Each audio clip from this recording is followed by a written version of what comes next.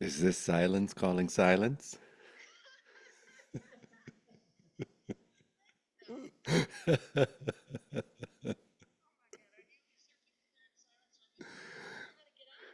Yes. So just go to YouTube. Yeah, we'll try going on again.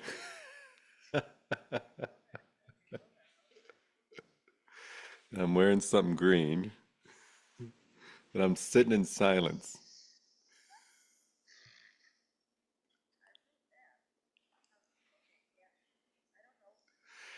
There's still silence here. Laughter, silence, phone call, silence. Yeah,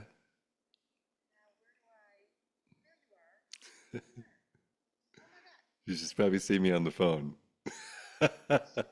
Silence talking to silence. The self with the self. All right, bye.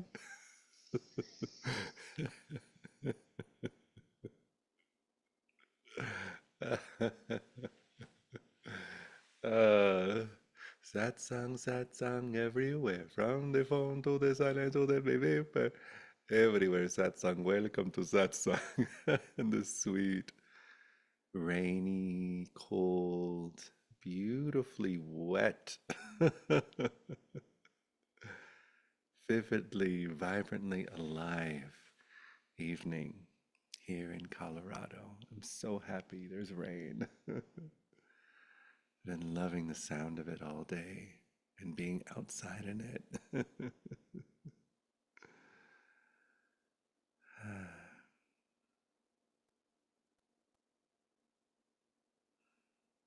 Such sweet silence. It's so lovely as we begin to get familiar with how silent we are. We start getting familiar. This silence, this is a warning, beloveds.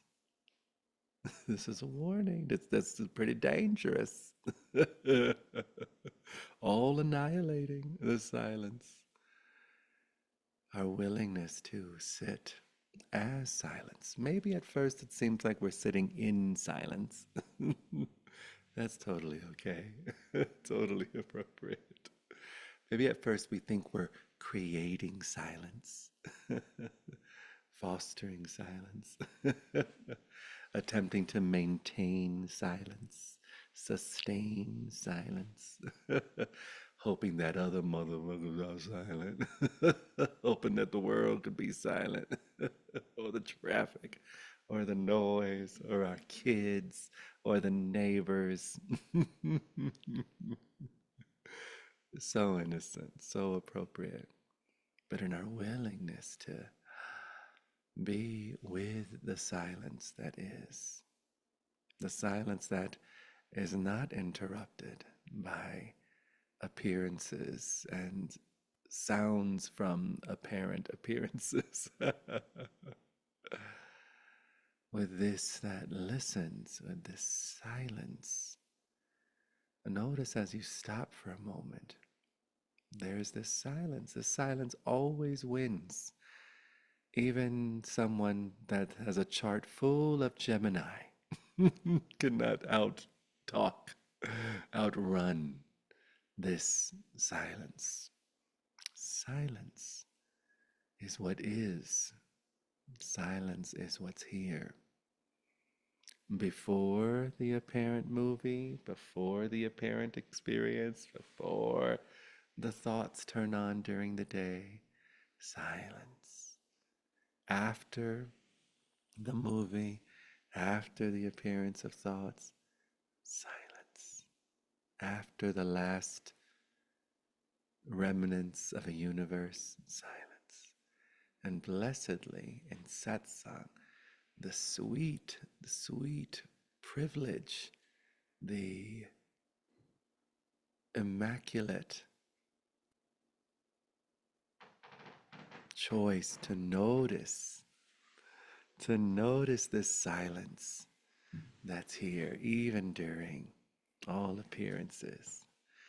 The silence that appears as precious with the jacket and the cozy snuggle up in the couch. Is that a hot beverage or just water? And there's no such thing as just water. There's precious water. And it's spiky and yummy. Oh, I love that. The texture, the textures, the textures. And silence appearing as this beloved with a glorious hat and a chain and a purse and some flowers. Such a presence. Vibrant, this silence. The rain, the silent rain. Yay. So again, there was a warning. I was sharing a little bit of a warning as we get familiar with the silence that is, that we may discover an outshining appearing, and everything is subsumed, enfolded, embraced by this silence, this silent, vibrantly loving, clear, still. We could also say this stillness. And it's like, oh, I notice I'm at places like today I went to the mall. I was at the Flatiron Mall. And I was sitting there and I was just looking at everyone and all, and I was just like, oh, I love your silence. I love your stillness. I love your vastness. I love your presence. I love your uninterrupted sacredness. I love your freedom. I love your, oh my goodness. And then it's so sweet. It's like no one has to shift anything for you to be the love that you are. Hello, beloved silence.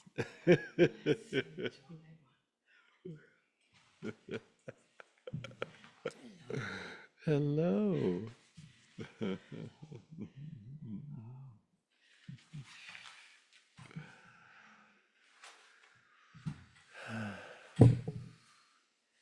Silence has blessedly been a sweet part of my life since I was a kid. Somehow, after we can call it a disturbance, there was a glitch in the matrix of my world. Growing up in South Beach, Miami Beach, South Beach, Florida, what a childhood. We lived a block away from the ocean. My parents were managers at a hotel called the Lafayette Hotel. I was raised there, born there. Every day, pretty much every day, we'd go to the beach.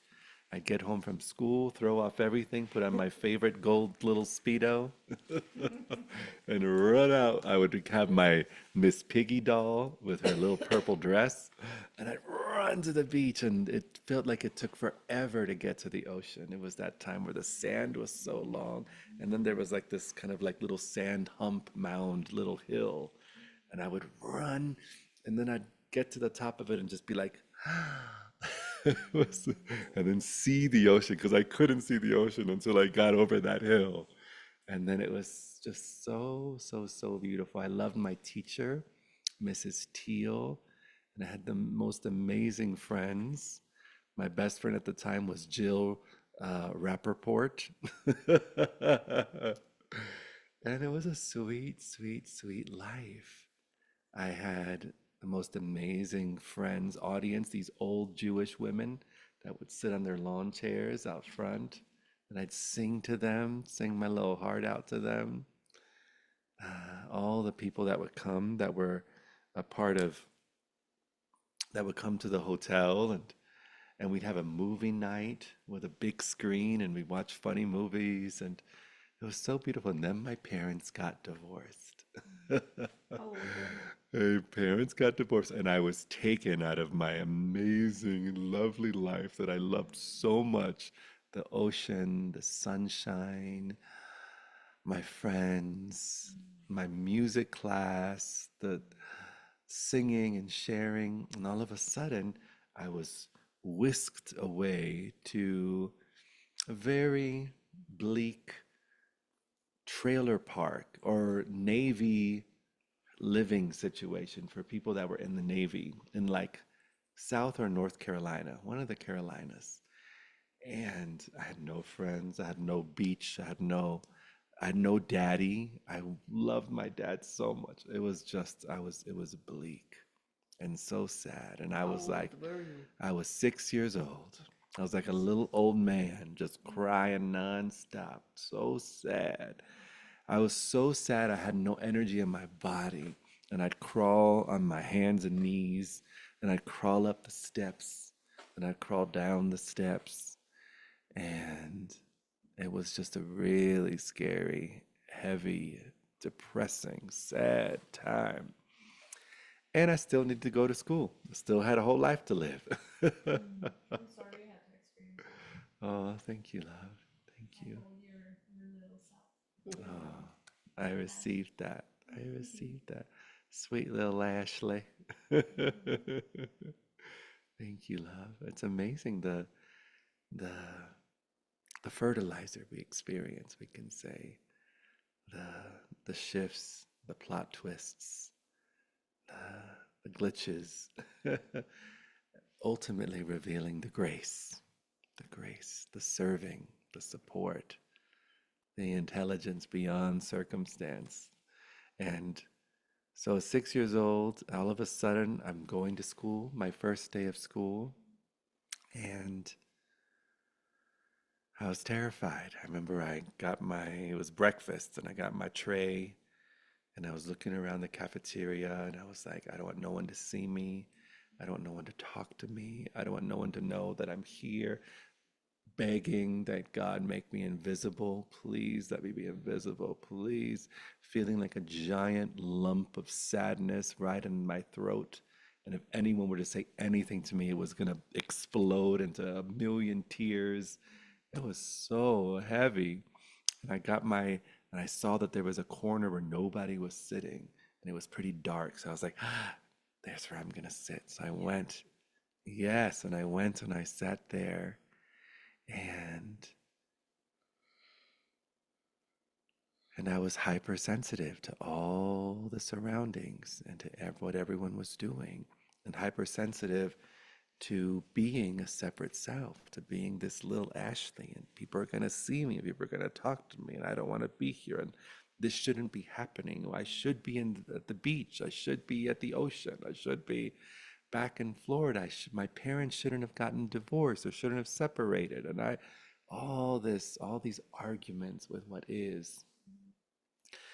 And then all of a sudden, I open my cereal very meticulously and quietly. I open my spork with the utmost attention and sensitivity, and I take a big old bite of those frosted flakes, and it was just a giant thunderous crunch inside my head.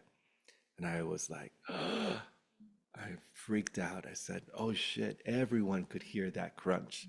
It was so loud, the whole world could hear that crunch, especially the ones in the cafeteria. Hi, sweetie. So, this giant crunch, and I look around and I swear it was like a psychedelic moment. I don't know what they put in them frosted flakes or in that milk, but all of a sudden, I imagined that everyone stopped what they were doing to listen to me eating these frosted flakes. And then I imagined, okay. And then I imagined that they were listening so intently that their ears just popped off of their heads. And then I imagined the whole cafeteria was filled with these ears that had little fairy wings, like two little fairy wings on them, flying all around the cafeteria. Ears of all colors and sizes. Just everyone's ears. No one had ears. They were all flying around the cafeteria. And then I imagined that these ears somehow knew that they had to rush to the center. And the moment that these hundreds of ears rushed to the center, they formed this giant ear. And the moment that I imagined this giant golden ear in the middle of the cafeteria, there was a shift in my perspective. And it was as if my body was some kind of instrument, like a kaleidoscope or like a magnifying glass or like a microscope. And all of a sudden, this consciousness, this aware presence, was no longer experiencing life through the kaleidoscope of 6 year old little Ashley. And there was just this vast open expanse of presence, of being, of awareness, of consciousness, of endless peace, endless silence, endless love, endless ease, endless okayness, endless everything in its place. And my little nervous system softened, and the body softened, and the mind softened, and the thoughts softened. And all of that was outshone by this precious thisness.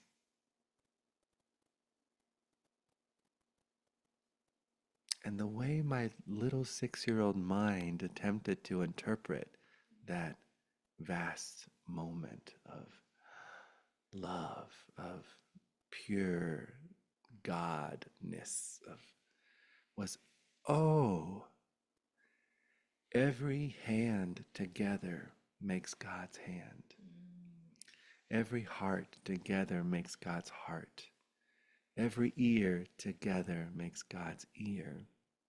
Every mind together makes God's mind. Every body together makes God. And that was so sweet. That was a huge grace in the matrix of this little Ashley. And my life was never the same after that. I had no clue. I wasn't around people who meditated or um, and so it was really sweet. Yay. I love watching beloveds get comfy. It was really sweet. It was such grace because they were really challenging times. There was a lot of very innocent dysfunction. And these sweet adults that I was surrounded by were doing the best they could, but boy, were they caught up in all kinds of interesting assumptions and phenomena and the abuse, the screaming, the commotion. Oh my goodness. So that was also a blessing in the sense that I got to start without knowing this meditation practice where I would ask the question, is the big ear here? So in the middle of that chaos, I'd be like, is the big ear here? And then I'd stop and I'd listen. And I would notice that there is nothing that I could not listen to, that every single sound was welcomed in the listening.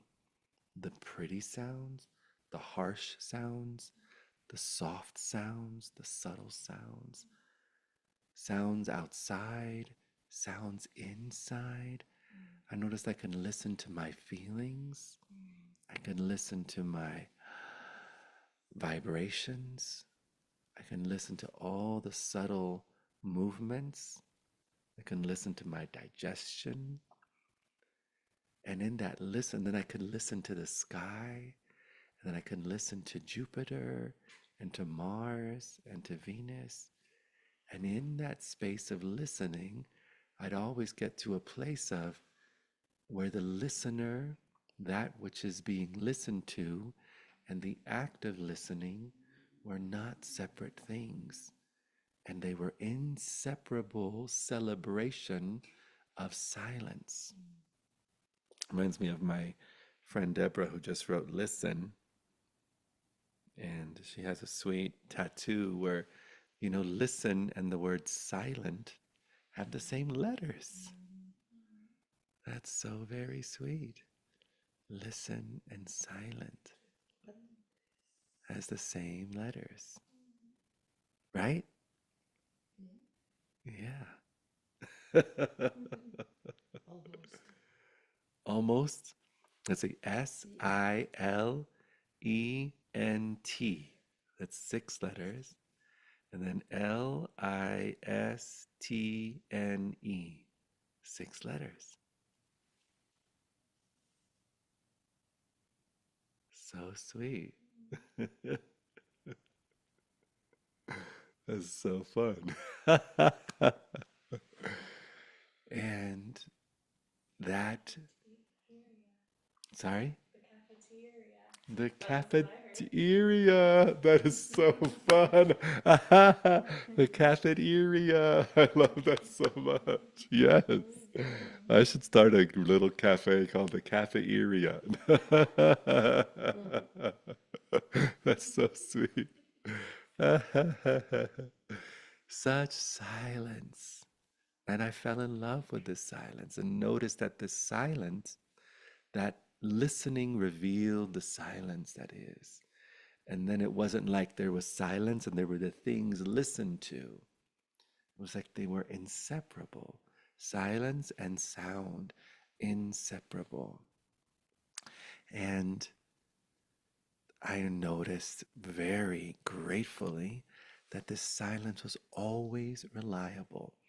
Anytime I asked the question, is the big ear here? It was here. It was here. Yeah. Did that make your life easier, because it still sounds like a harsh transition from Right. 0 to 6. It did make my life easier. Yeah. It was a healing balm. I feel like it also protected me and shielded me, especially when I consider other beloveds that were a part of my family experience. They have a very different experience of life, and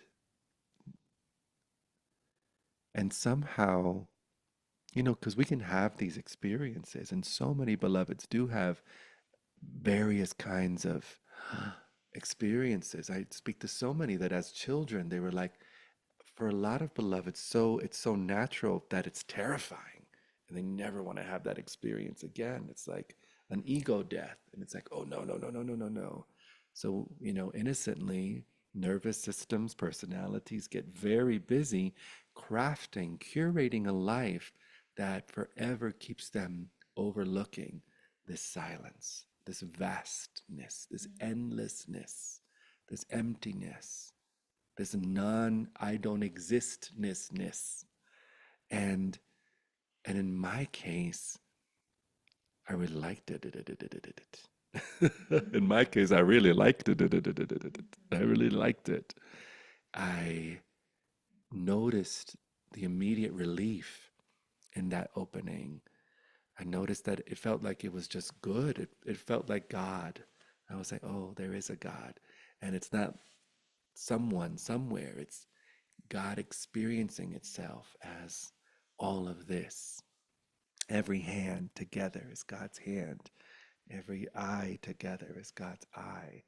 And then I will look around and see that we're all together on this planet. So it's like, here God is with itself. Um, so that was such grace, forever at the feet of those circumstances. And then also, it was such a gift that I loved to sing and I loved music. I felt like I was music, always writing songs and mimicking voices. And I was a little 6-year old that was singing along to Aretha Franklin. That was my favorite album, her gospel album. I would play that on repeat and sing along to Aretha Franklin's gospel album. And when I'd be playing with my G.I. Joes or my Shiras, I'd be singing Aretha Franklin. And one day, someone asked me, why do you like music so much? Why do you like to sing? And I said, oh, because it makes listening real. It makes listening real. And so it was this real sweet combination of Dharma and this grace of experience. And that was very supportive. You know, when my father was diagnosed with AIDS and there was such heavy, raw, emotional upheaval and heartbreak, is the big ear here. I would find that. I could find that. No matter how devastated I was, I could listen and allow those feelings to be welcomed. Listening to the feelings is the same invitation as it makes listening real.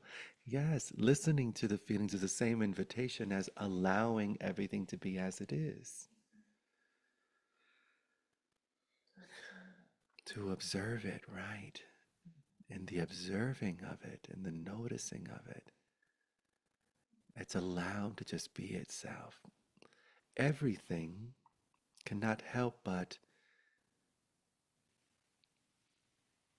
self-release in the atmosphere of love. To allow is to love. To listen is to love. To listen without interrupting. To allow to be here without altering or editing. And in that atmosphere, these sensations, these glorious appearances, these wild and free creatures, we can say, of the universe, it's so allowed to. It reminds me also of when people say, send it to the light, give it to the light, give it to the light.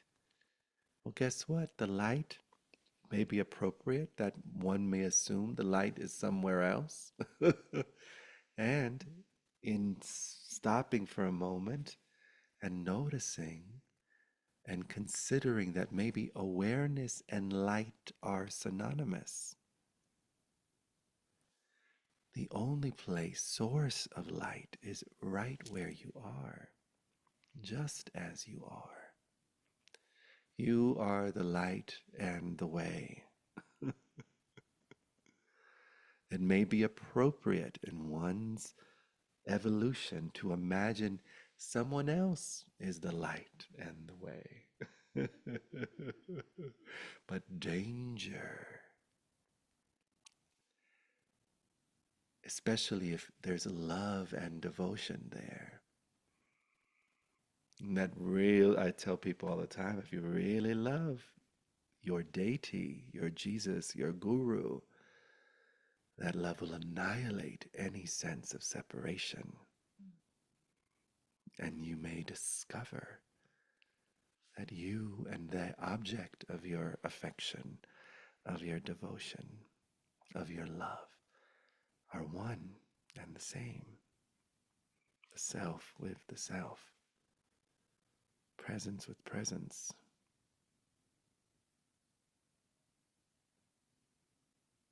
Hmm.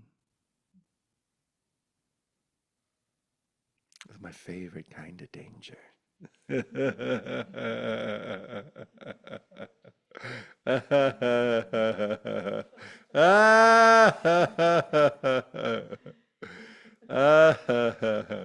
This grace-filled, ruthless love of being, of what is, of what alone is, all included.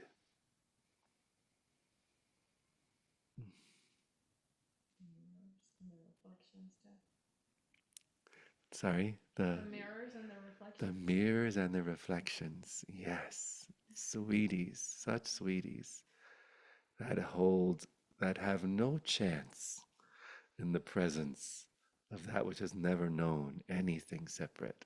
I know, it's so very sweet. Today I was reading some comments online, So just like all things, mind, have you noticed, has the tendency to co opt and corrupt, try to take a flag and claim every last thing. Mind likes to categorize and compare and define and describe and turn everything into some kind of strange religion, the dogma of mind. Have you noticed? So innocent, you know. Beloveds may have a very sacred moment of truth, of recognition, and without the vigilance and the uh, willingness to forever be humbled by the Satguru of life itself, we have an experience of enlightened ego. And so I'm saying this because I was reading these comments where beloveds, rightfully so, were harmed by a particular guru. And this instance, a guru that I know named Bentinho Massaro. And they were in such a state of harm and trauma. And in that trauma, they were writing comments about non-duality being a harmful thing. And it has its place, absolutely has its place in the evolution of who we are and what we recognize, our sensitivities, our education. And again, what some beloveds call non-duality may not be what non-duality is pointing to. Just as there can be fundamental Christians and fundamental Buddhists and fundamental you name it, there could also be fundamental Advaita Vedanta, fundamental Dzogchen teachings, fundamental Zen Buddhists, fundamental non-duality. And this is where mind turns something into its own version of that. And then we may hear sentences such as, nothing's real, and the ego's version of nothing real can be a full-on permission slip to show up as a total punk-ass bitch and wreak havoc in the world and be like, nothing's real, so I'm just going to do this and do that, and I don't care about people's feelings and people's emotions, and people's traumas aren't real, people's this isn't real, and a bulldozer, a heartbreaking appearance unfolds. What's another wonderful non-dual sentence that you can see in a Can bumper you sticker of a Prius? do that first one? That's an interesting one. Nothing's real. Yeah, yeah, Yeah. because that is in many, I mean, you say sometimes too, imaginary everything, you know? Yes. So how to counterbalance that the second one doesn't, you know, that it doesn't become a permission slip to be acting in any kind of way you choose, immoral and, Right. you know. So how do you bring it together? Right. How do you bring it together? That's what I love about when we have an education, when we start learning about how the mind works, and we start noticing the tendency for mind to forever describe what's appearing in the moment. Nothing wrong with descriptions. But when we start getting familiar with the option to not have to describe something, we begin to embody this spacious presence. This spacious presence is inseparable from benefit, all benefiting intelligence. This spacious presence is not separate from love and gratitude and kindness and support, and it includes the nuance of the whole human experience. And this moment holds everything with such tenderness and such respect and such reverence. Uh, and this is something that we just start experiencing in our own lives. Uh, it's more of a instinctual recognition, self, a direct experience of what this love is. And even as I know so clearly that nothing is real, and nothing is real, people take it as meaning nothing is real. There's the ego version of nothing is real, that there's nothing here. Love's version of nothing's real. I love the quote from Nisargadatta, one of my favorite Nisargadatta quotes that says, wisdom tells me I am nothing. Love tells me I am everything. And in between the two, my life dances.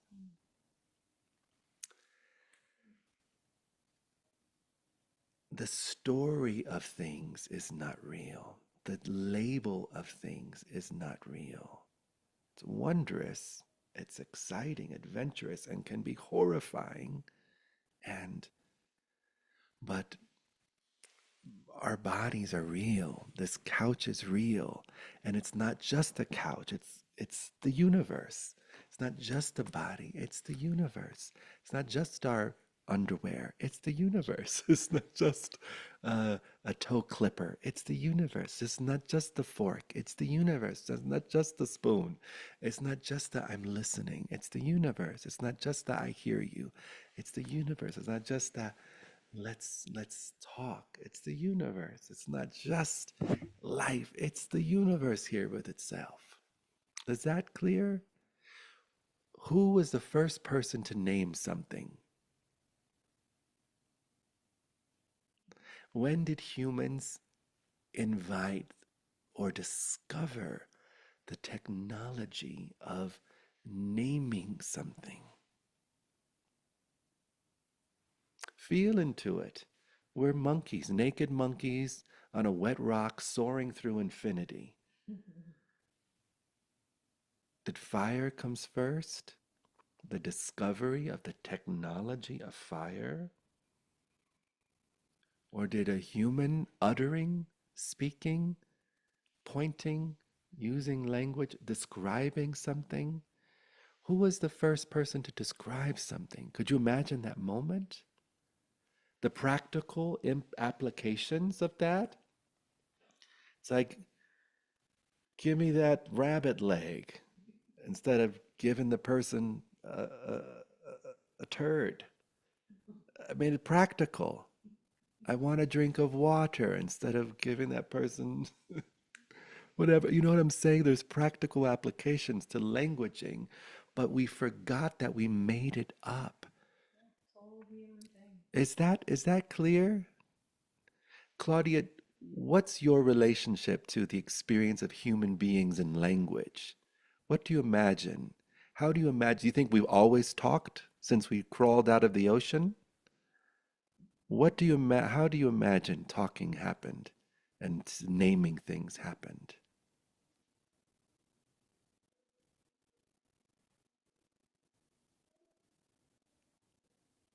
Hmm. Similar to how it's now with Rowie, my granddaughter, who's now 2 and begins to talk and talks well. At first, it was just more around us, and Right. Well, Nerowan was surrounded by people who were already indoctrinated into the world of talking. I'm but she was inviting still you, not for over a year not talking, right. She was and right. and now she begins to incarnate more and more, and so talking is uprightness was part of it. Now Right. talking, understanding, connections is one of it. It's so beautiful to So witness. I think that that's what we as a whole mankind did too.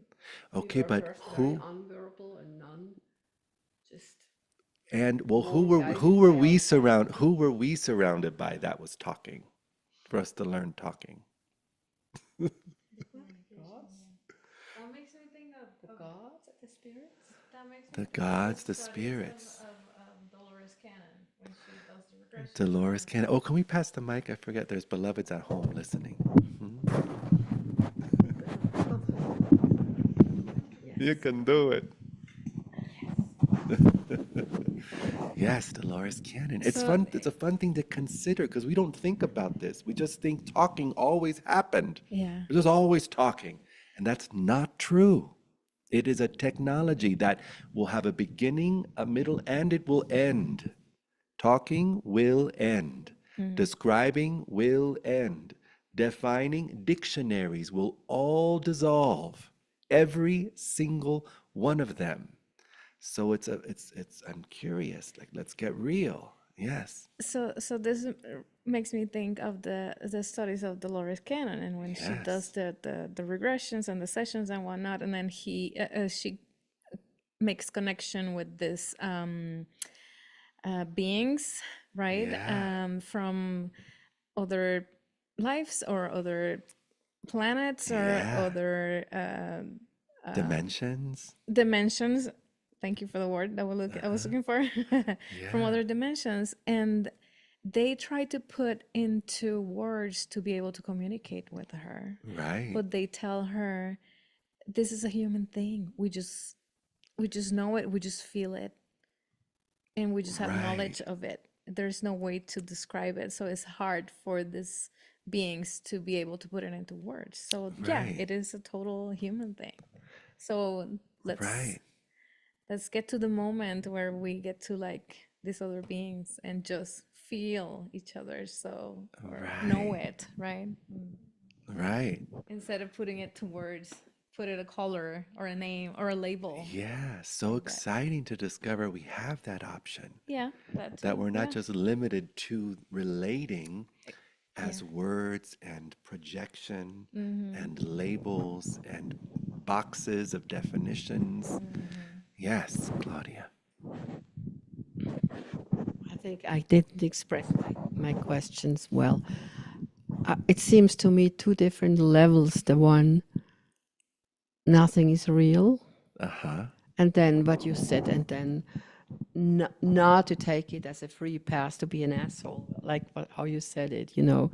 Right. So it's almost like, or that's kind of, I haven't found it totally yet, but it seems like the nothing is really is more on that one side from that saying. What was the first part of the Nasir Garata? The other one is Oh, I'm yeah. everything. What's Wisdom tells me that I am nothing.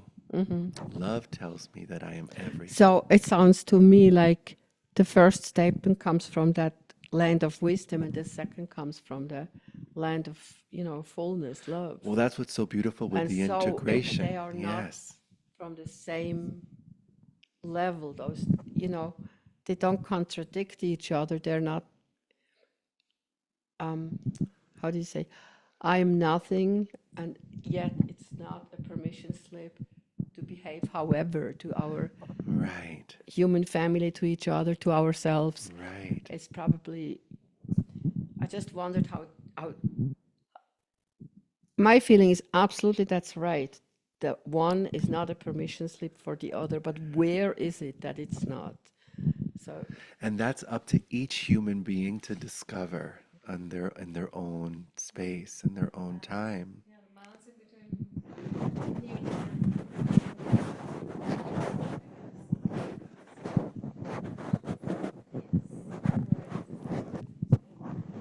but I would say the language of the wisdom is probably the one who says nothing is real. Everything is it's emptiness. Everything is a made up thing, and the fullness is is us all with everything, and there are still, it's not rules that apply, but how, it's not rules, but what is it that guides us to be loving, Yeah. being Well, part that's of what I love. love how beloved Candace speaks of closed intelligence and open intelligence. I love how she says the closed system of intelligence has to do with defining and descriptions. It's the intelligence of make believe, of naming things and defining things. And that has its place. But there has been an imbalance. We've been so emphasizing and so seduced. We've been what's the word?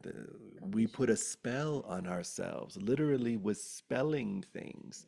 We put a spell on ourselves that the only intelligence is the one of closed intelligence.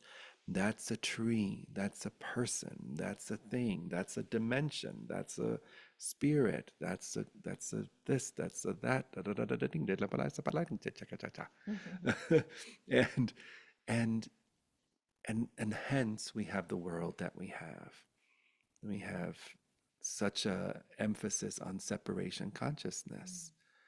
You know, I have a song, Plankton, I wrote as a 20-year-old that the second verse says, with the birth of language, names give false protection. We are pathological. Mm. Every war is with ourselves. We are family on a cell, spinning through the veins of the unknown. Doctors, lawyers, politicians, and professors, modern science, the oppressed and the oppressors, religious leaders, the gurus and the shamans, everybody has one thing in common. We are nothing pretending to be something. You're nothing pretending to be something. And that's the innocence of closed system of intelligence, believed to be the only intelligence or the only reality. That's when we're fully identified with our constructs, our conceptual constructs, our stories, our thoughts. It's like I'm only my mind, and you're only your mind. And the earth is only what my mind thinks it is. And the future is only what my mind thinks it is. And the past is only what my mind thinks it is or thinks it was. And that's closed system of intelligence. I am separate from you. I need to protect what's mine. You're a danger. You are not a friend. You are not, intimacy is not here. My potatoes, my natural resources. Uh, oh, our skin looks different. Oh, our hair looks different. Oh, you speak a different language. Ooh, that's so scary. You speak another language. Oh, that's so scary. We move into all the, and boy, does it get more and more perverse, the more indoctrinated we are into the world of separation. The things that we do to each other, we completely are desensitized to the reality of this living, inseparable, one heart with itself. And we can justify every which atrocity, every which act of war, endlessly justifying the most heinous of acts due to this closed system of intelligence. Somehow in our lives, by some grace, by some wonder, we notice something deeper than closed system of intelligence. Again, whether it be on the surface of water, the way the sun and the light, or the face of a newborn baby, or the presence of someone you love, the wonder, the awe, the Grand Canyon, looking at a piece of grass somehow bursting through the sidewalk. Somehow, some moment, some psychedelic, some we recognize, oh, it's not as solid as I thought it was, not as limited as I imagined, not as cookie cutter as I was taught. It's a little psychedelic, a little interesting. And we may also notice a naked radiance, a timelessness, a presence, an infinity, a boundlessness, a no beginning, no end, no separationness. And that's when we start getting familiar with open intelligence. Open intelligence is spontaneous. It will use every kind of intelligence, closed system of intelligence, this kind of intelligence, that kind of the infinite displays of the possible intelligences that could be. But in this case, it's really just an open and closed intelligence. It's so fun. It will use everything in support of its benefit, of its uncontrived altruism, its uncontrived kindness, its bottomless compassion, its fully cooked love, presence, reality. And that's what we start learning. At first, it seems like we're learning to trust that presence, that open wisdom, as we get more and more familiar with that. And then the lines blur and we're not trusting it. We notice, I am this wisdom.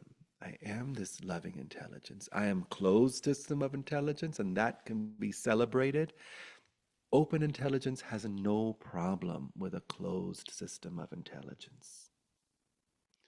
That which has never been spoken has no problem with everything told, with every story that has ever existed. Story certainly has a problem with story. Mind certainly has a problem with mind. It's part of its built-in attempt to forever justify its existence. Closed system of intelligence comes and goes, self-releases every minute.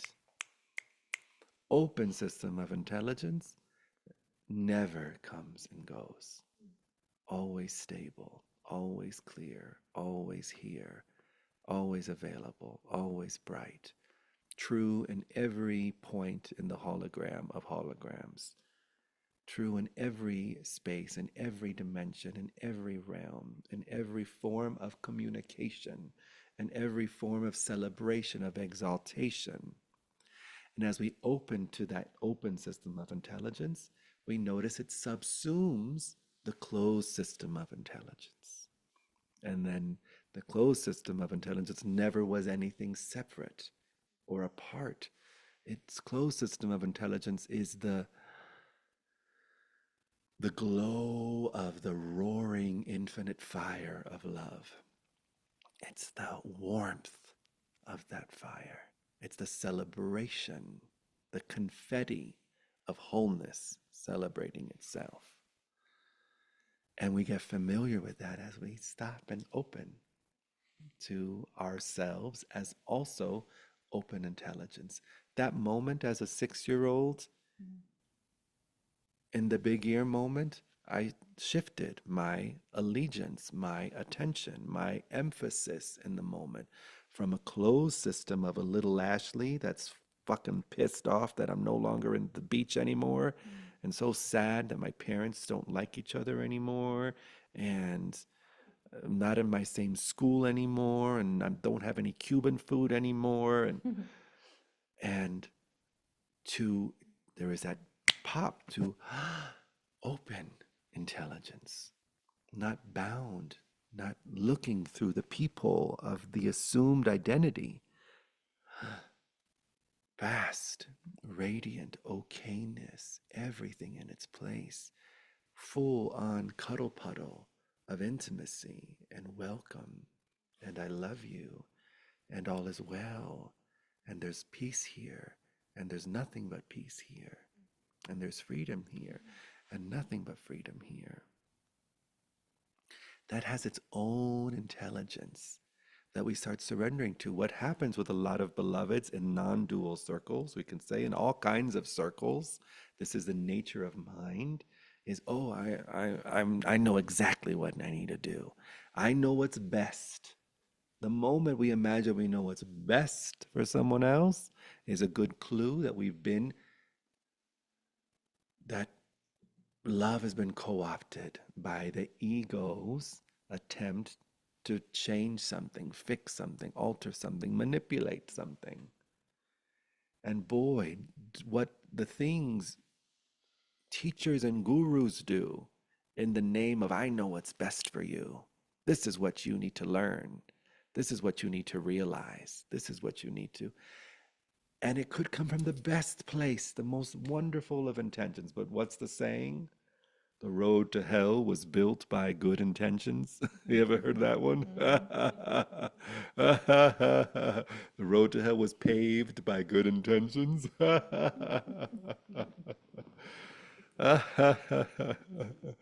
It's so sweet. And then of course what the teacher doesn't notice is that they're no longer seeing the truth before them.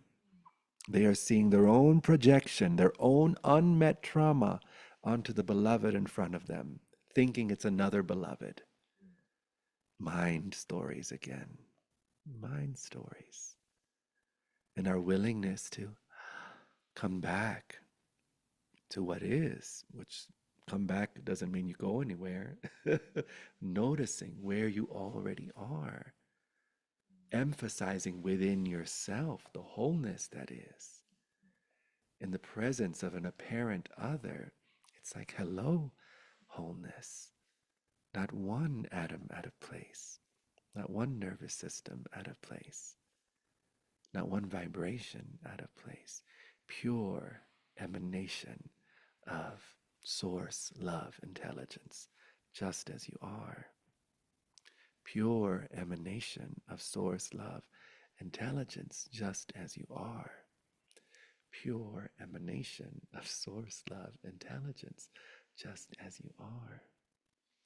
Pure emanation of source, love, intelligence, just as you are.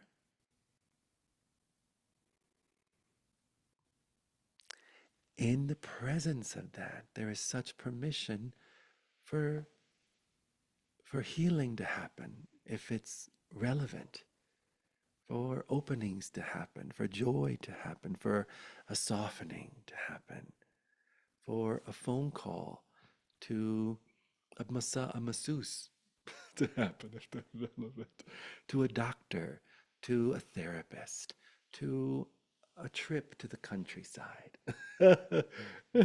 This unfolds in any which possible way, all in divine alignment, not forced, not rushed, not, what's that song? Not by, what is it? Not by,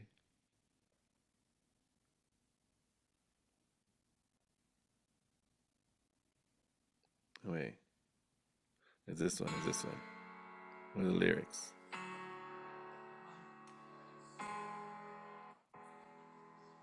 Okay. Better sing, Tasha Cobbs, Leonard. Not by, I just read the lyrics, I totally forgot. I love the part. Not by might, not by power, not by might, not by power, by your spirit, God. Send your spirit, God, not by might, not by power, by your spirit, God. Send your spirit, God.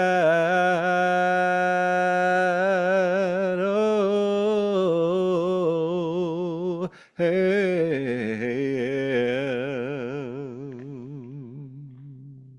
What else do the lyrics say? I love this song. Not by might, not by power, by your spirit. We stand in awe of you. Hey, we stand in awe of you. That's one of the qualities that we discover in our willingness to also be open, unknown intelligence, not having to know what something is. And I used to have so much fun walking around as if I was an alien who just arrived here on this planet, never knowing anything, never knowing what anything was, tasting everything as if I was an alien that never tasted it before, hugging someone as if I was listening as if it was. It's an option because it allows us to recognize that we don't have to solely experience life in the stuffiness of a closed dictionary. That's what the closed system of intelligence is. If it's only closed system of intelligence animated and fused by open intelligence, poetry, wonder, innovations, creative brilliance, science, not about science. Have you noticed science can also become fundamental? Scientists can become fundamentalists. Fascinating. In other words, they'll have their experiences, they'll have their textbooks, and then anything that may threaten those sacred beliefs, they shut it down. They don't, in other words, they no longer adhere to and honor the original intent of science to begin with. Fascinating how everything mined innocently, but to open, to open, to open. You're already open. It's so sweet to discover it. And one thing that's so beautiful is that you, beloved, sitting here, live a life of openness. You would not be here if openness wasn't one of your values, if freedom wasn't a value, if the unknown wasn't a value, if living as boundless possibility wasn't a value, kindness wasn't a value, creativity, radical self-expression wasn't a value, radical authenticity wasn't a value. You are seen, you are acknowledged, you are recognized, you are bowed to, and bowed to, and bowed to. Anyone have any questions before I continue?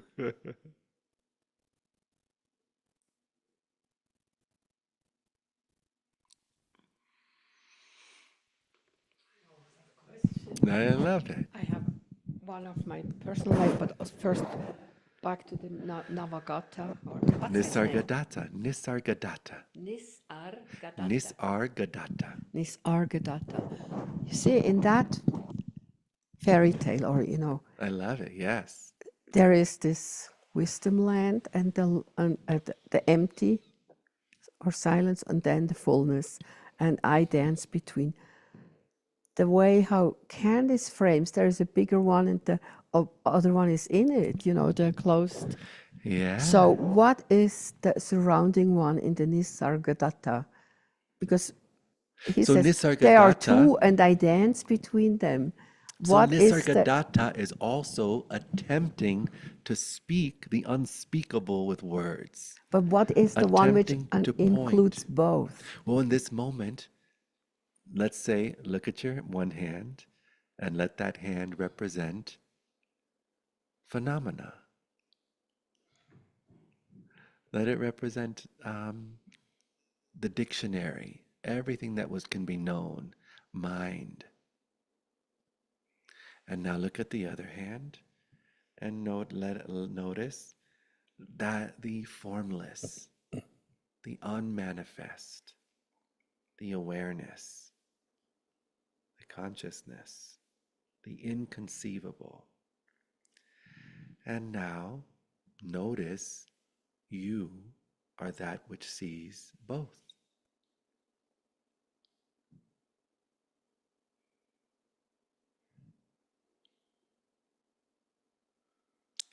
You are that which sees, be the light, not the light that sees the light in the dark, Notice you are the light that sees the light and the dark.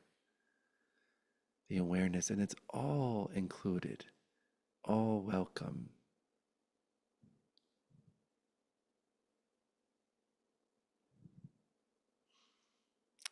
Could also say wisdom and love. And you're the one that sees. And they come together as the namaste. Wisdom and love. This was such a gift. I remember when I was trying to do kindness, I was such a bitch. When I was trying to do spiritual, I was such a bitch. When I was trying to do love, I was trying to do freedom. It's so innocent, so such a natural stage of development. And thank goodness there was continuous devotion to silence and to the big ear and to stopping and to considering and to reflecting and to notice what happens when I try to do kindness and the clench that happens and the idea of how other people perceive it, or it was all mind generated, mind attempting to alter, fix, manipulate. Just so the taste of it, we know it's off, it's stale. And then in continuing to get familiar with what is, what's open, what's present, there's the noticing, oh, kindness isn't a doing, it's what is. Love isn't a doing, it's who I am. Peace isn't a doing or a making or a enforcing. It's the nature of this moment of reality. Silence isn't a forcing everyone to shut the fuck up, or it's what is. It's what celebrates itself as all sounds. It's what's forever listening and listening even deeper and closer. It's the whole universe, every atom, every star, every planet, every constellation, listening to its own song, its own presence, its own life, its own breath, its own heartbeat. Here as itself, this great mystery, somehow this moment is awake to itself now.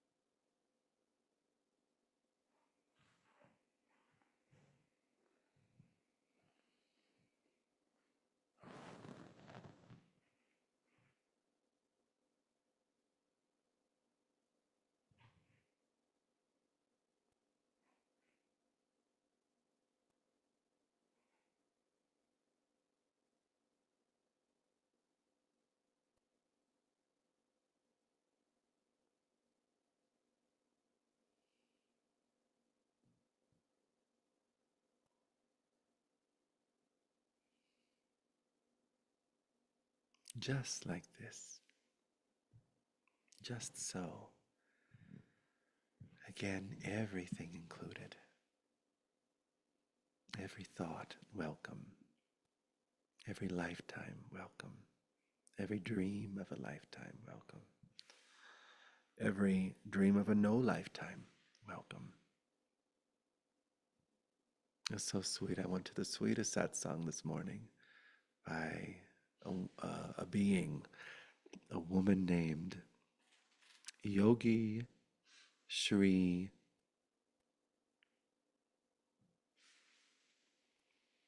Amina, I want to say. Let me get her name right. See the text.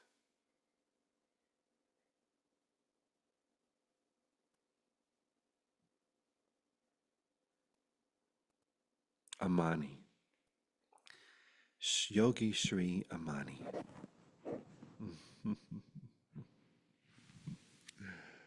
Sweet presence. She's here. She was here in Boulder for a couple of days from Tiruvannamalai in India. And I flew in last night from Michigan, and I was told that there's a satsang this morning at 9 a.m. So I went, and at one moment she was so sweet. She said, "You know, in the West, they talk about past lives and future lives. I don't talk about any of those things.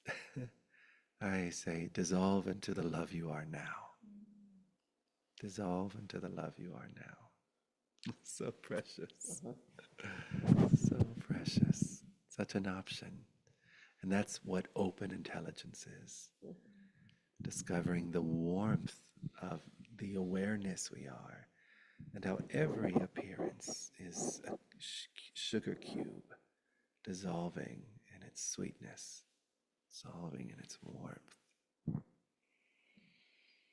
And every sugar cube is delightfully used. And it's never really a sugar cube. It's just the warmth with itself. So we may think that microphones are a sugar cube, clothes are a sugar cube, shoes are a sugar cube, the earth is a sugar cube. Those are my favorite sugar cubes. It's so sweet. We may think a sugar cube is a sugar cube.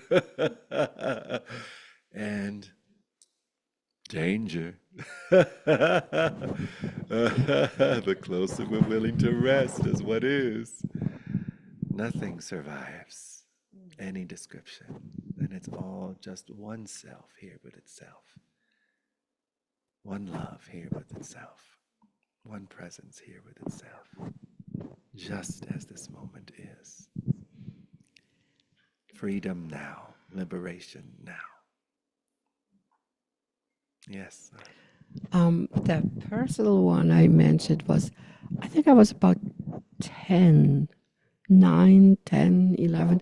In that span, it happened to me often, several times. I think I still am a little bit under that imprint. I would like to even love that more into smithereens. Let's love it more. And that is The when I smithereens. when I would lie down. Yeah. And I think sometimes it was triggered by maybe a big meal or so. It could have been triggered by something physical. I disappeared and I became only a point. A point. And that point could expand itself. The point could make itself into a triangle or back in a point. I mean, it was very crazy. It was like later on acid, it would have been okay, kind of. But for the 10-year-old, it was not. Right. It was scary. No, seriously, that was. So I still sometimes think there's a little bit of fear of this total openness. Yeah. If I'm totally open, that means maybe that would, like, I mean, it felt existentially dangerous to be just a point. Right, so it's not safe. 10-year-old. So let's question. Are you willing to question the thought? It's not safe to be totally open. Of course, rationally, I would say no. That's a child in me, which is still a little bit afraid of that experience. Right. Well, one thing to also consider is that sometimes we imagine that scared child needs to be dealt with. Or needs to, I'm not saying this is you, but sometimes some beloveds feel like that child needs to heal, or that child needs to have a recognition, or needs to be integrated. And that all of that has its place, all of that is true. And when it comes to the freedom you are, freedom is not bound to any conditions or any codes of conduct, or any next second appearing in any which way, or anything being rearranged, or anything being shifted. Freedom is this, just as this moment is, just as you are, the pure roar of existence, just so.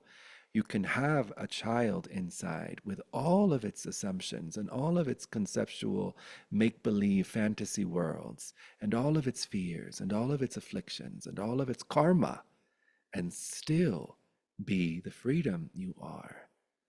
It does not take away the freedom. It does not obstruct the freedom. It is an expression, an emanation. It's another ray of the sun you are. Everything announcing your shine. So that's so welcome, that sensation. It can completely be here forever, that fear, that trauma. Does it affect the courage though a little bit sometimes? Only if there is a thought about the fear being something that's real or being something that can affect the courage. So the fear can affect the courage. Is that true? How do you react when you believe the thought that it's true and the fear comes up sometimes? Well, of course, in that world picture, I'm a little bit of a victim. Good to notice. Who would you be without believing the thought? Who would you be without believing the thought that that fear meant you lose a little bit of courage? Who would you be without that story, without that thought? Freer, lighter. Yeah, freer, lighter. Yeah, so wondrous. Yeah, yeah. What I love about the work is that it moves us from closed system of intelligence and invites us to notice and turn the volume up of open truth, open aware intelligence, the freedom we are, regardless of circumstance.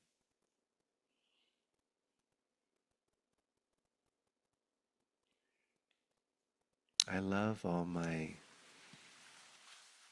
I have a little boy that I don't know. He's welcome to be afraid as long as he needs to be. Inside, a little boy that may still have stories of not enough, not good enough, not enough money, not enough time. It's so welcome, that sweetheart. So welcome to be here forever, as long as he needs. Also welcome to recognize it's not true, to shift, to evolve. All of it welcome. And I'm here. In that welcome, that little boy is not informing my actions. In the resistance, in the storylines of, oh, that little boy needs something needs to happen. I need to take him to the waters of purity, or I need to go to 700 therapy sessions so he can, and not all of that could be beautiful and wonderful. Permission slips. They're all permission slips. You are completely free just as you are. And we may not notice it, so we give ourselves permission slips like chakra alignment, or getting our charts read, or human design, or going to a guru, or going and doing a walk, the Camino de Compostela, Santiago de Compostela, or getting a channel session, or getting a massage, or getting Reiki, or reading this book or that book, or taking this study and that study, and all of the spice of life. It's like, how many times can infinity say I love you to itself? Getting Reiki by a horse. I cannot wait to get Reiki by a horse. Are you fucking kidding me? Oh my God, that's amazing. What a beautiful permission slip. The permission slips give us opportunities to soften, to loosen the grip of our story just a bit, to then be struck with the immediacy of the wholeness we always infinitely are and have always infinitely been. Such a delight, such a delight. We're so creative, these permission slips. Imaginary medicine for an imaginary disease. And all welcome and all revered. I like to say the mind is at the feet of the medicine. The medicine is at the feet of aware, loving intelligence. Aware, loving intelligence is at the feet of all, at the feet of everything, every thought, every sensation, every feeling, every realm, every dimension, every appearance at the feet. Deepest reverence, deepest awe, deepest compassion, deepest appreciation, deepest I love you, I adore you.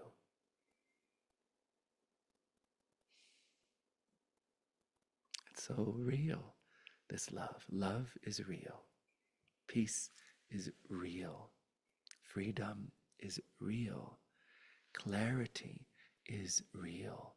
Intimacy, unbroken, beyond the word even making sense, real. Okayness, real. All is well is real. The stories, not so much. Little sweeties flashing in and out of existence.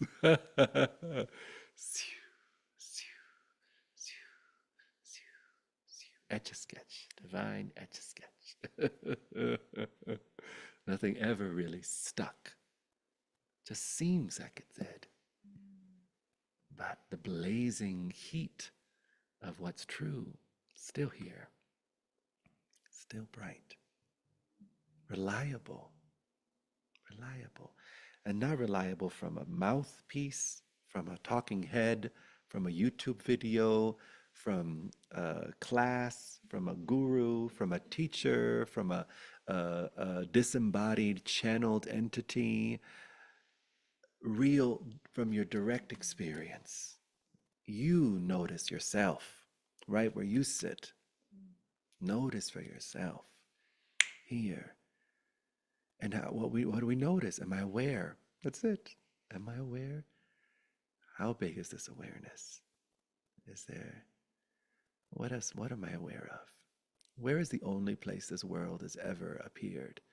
Oh, my awareness. Where is the only place the imagination of others or others have ever appeared? Oh, awareness. Where is the only place the universe has ever appeared? Oh, awareness. Where is the only place the sacred scriptures have ever appeared? Oh, your awareness. Where is the only place Ramana Maharshi has ever appeared? Nisargadatta has ever appeared. Oh, your beloveds, the La Virgen Maria, Kali, Krishna, the most sacred of the sacreds, the Vedas, the Sutras, the Tantras, appeared in you, in you, in you, as awareness, in you, all of it celebrating you, all of it a love letter to the self, all of it a deep bow, all of it I'm here, I see you. Where is every story of a near-death experience, every YouTube near-death video of a near-death experience has appeared? In you. Where has every satsang ever appeared? In you. Where has every teaching ever appeared? In you. Every poem, every Shakespeare, every Beethoven, every Mozart. In you as awareness. In you. In you.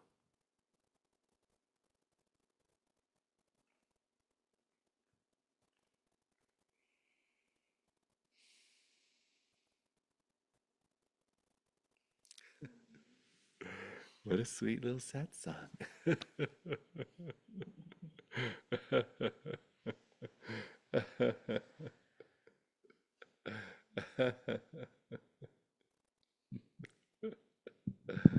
A little song. Have you heard my song What If? I'm sure I've sung What If before. I love how the mind says I've sung this song before.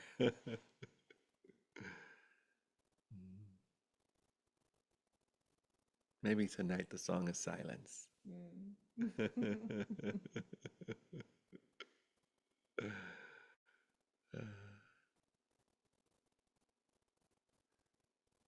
I'll do the last verse into the chorus that says, what if miracles were too close for our eyes to see? And this that's happening right now is just a possibility.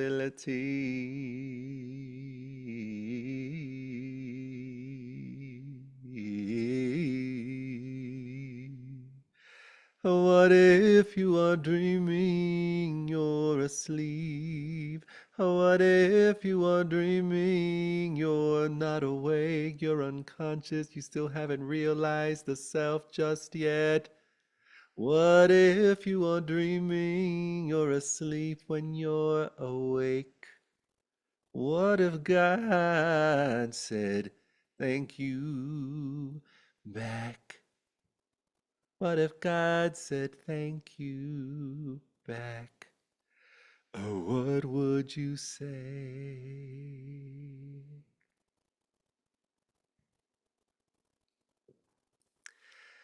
What if someday we recognize that we are all the same, and that the source of everything is beyond any name. What if someday we recognize that we are all the same? Oh, and that the source of everything is beyond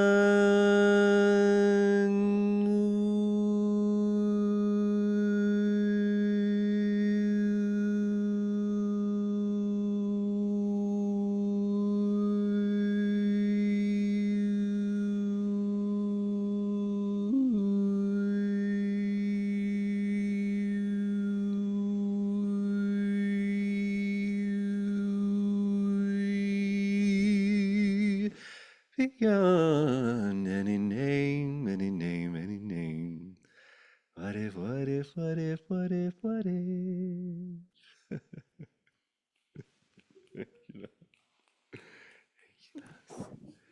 I will be here next Monday. I am here next Monday. Am I here next Monday? Yes. Memorial Day Monday. Monday, Monday. So Monday the 25th, satsang at 7 p.m. I'm going to do something a little differently next Monday. I know you beloveds probably scheduled, but for those that are watching this and want to be here, I'm going to start at 6:30 and do a silence from 6:30 to 7. Just a silent sitting. And then at 7, I'll do the usual starting the recording, and but I think it'd be really sweet to include more sitting in silence together. Beautiful. Let the silence be the satsang. So 6:30 to 7. 6:30 to 7 will be Then 7 sitting as silent, and then is more 7, typical. what you're more familiar with as satsang. Beautiful. And you said the week after the first you're not here. Is that correct? No, the first I am here. That's in 2 weeks. Yes, I get back home. Am I here the first?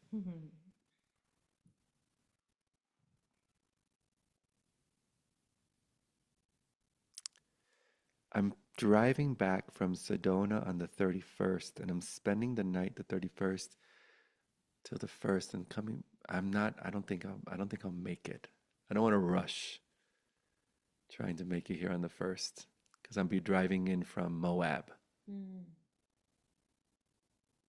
So yeah, so no satsang on the 1st. But on the 25th, yes. And then I leave on the 7th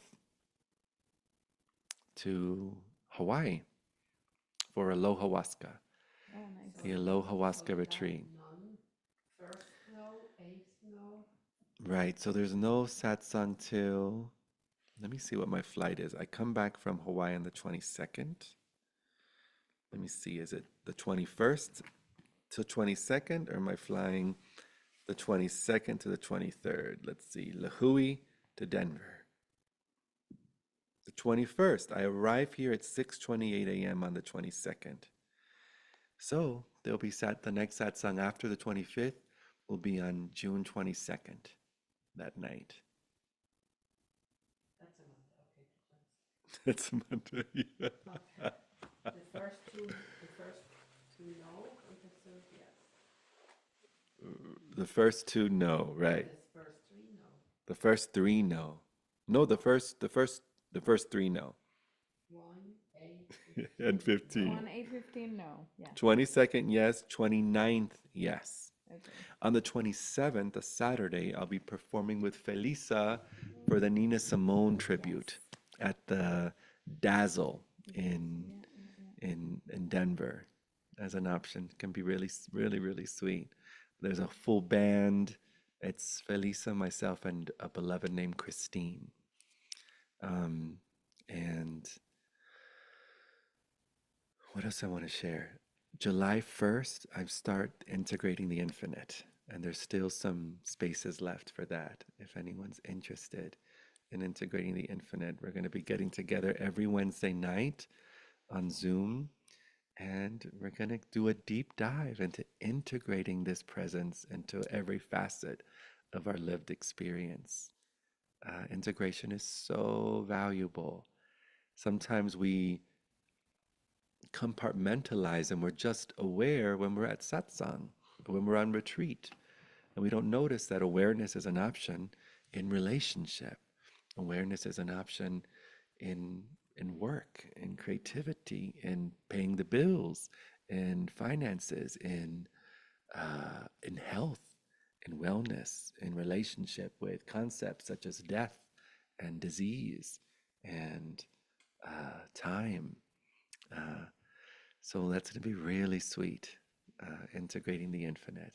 Only 16 beloveds, and I have about 8 spots left for that one. So, um, and it's 1800 to 3000 sliding scale, but 1800. And you can make either 3 payments or 2 payments if that works for you. Um, Also, we have 4 spots left for Peru for August 3rd till August 13th. So if that's something that resonates, that's an option. And how many can go? 10. We're only doing 10 Plus you two. plus us two, so there'll be 12, right? Yeah, we want it to be really intimate and yummy and have a really sweet container for that You already have experience. 6 committed ones. Yes, Oh, so it happens for sure. yes, Yes. yes, Just you yes. said you needed a Right. critical mass. I love that. Right. So, Okay. so So good. it's confirmed this And is such sweethearts that are coming. Oh my God, such Nice. sweethearts. anybody from here? Because I've heard so Um, few. there are people from here, but I don't think you know any of the beloveds from here. They're in our Leaf and Divine ayahuasca ceremony circle. Hmm. But Yeah. it would also be okay if one is not part of that circle. Yeah. They're not all from that circle, but the ones from here are from that circle. So there's 3 from that circle. And then the other 3, one's from New York, one's from Michigan. Uh, yeah, so fun. All right. I think that's good. We'll be in touch with other stuff that's unfolding. But again, so very grateful for this life. So very grateful for this moment, for all that's unfolding, for all that's possible. We're in a beautiful moment in our species. So much potential, so much to notice, so much to enlighten ourselves to. And boy, is life giving us every opportunity to look again, to look deeper, to tell a deeper truth. Yay. Yay, yay, yay. Alrighty, loves. Thank you, thank you. If you'd like to leave a donation, you can do so over there, or you can leave a donation to my Venmo at Ash-Ruiz.